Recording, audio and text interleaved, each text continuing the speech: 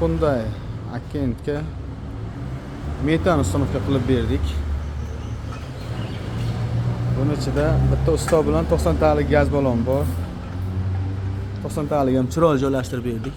Ichkariga qilib, taglarni shunga qilib. Salon qismimizga ko'chatirlarni uстановка berilyapti. Bunga funksiyasi ko'p. Avans 32 ga 4 uстановка qildik.